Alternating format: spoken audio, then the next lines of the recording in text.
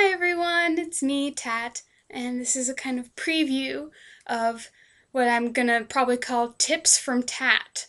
So it's a good little way for me to give tips from my explorations in cosplay and getting everything done to make it look as accurate and fun as possible.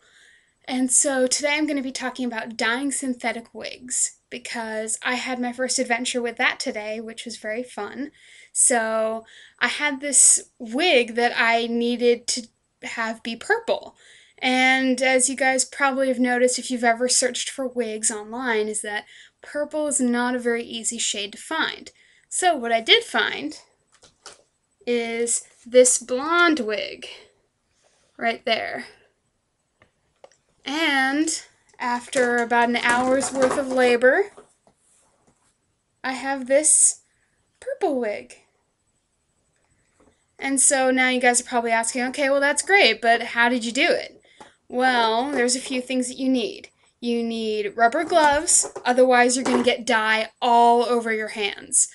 You need a clear plastic spray bottle. The dollar store is your friend. You also need rubbing alcohol, 70%. They might have it at the Dollar Tree or not, but it's always worth it to look. You're also going to need a hairdryer with a low setting. You do not want to use a high setting on a synthetic wig, otherwise you will melt the fibers. You also need acrylic ink.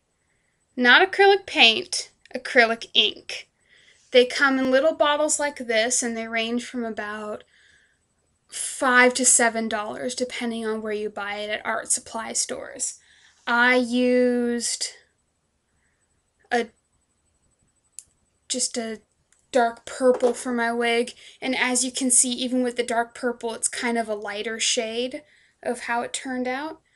And so what you want to do is the ratio for the dye is going to be for every cup of alcohol, you're going to use 8 squirts of ink.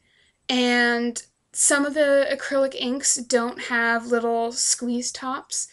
And if that happens, just do your best guesstimate. I mean, it looks pretty opaque when you mix it all together, and you want to make sure that it's shaken pretty well before you start.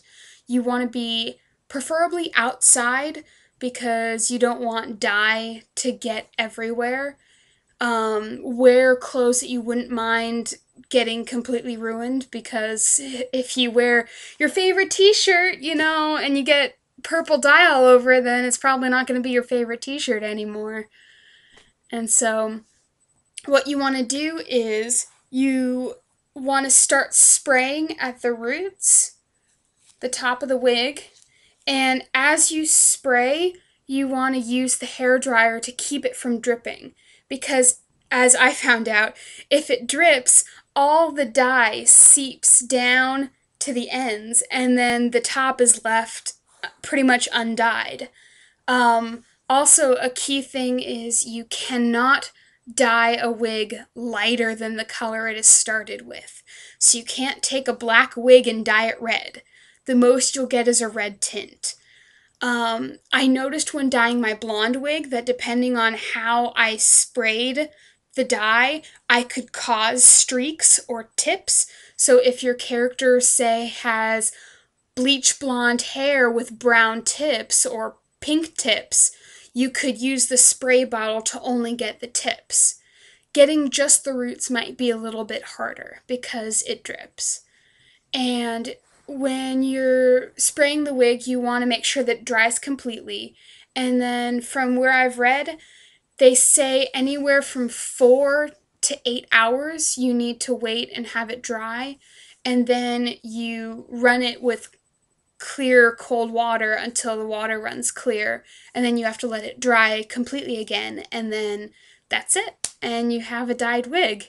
So one of the other interesting tips I found out is in doing such a drastic change from blonde to purple, a good trick is to turn the wig upside down so that you see all the little roots right there, and you can spray it upside down.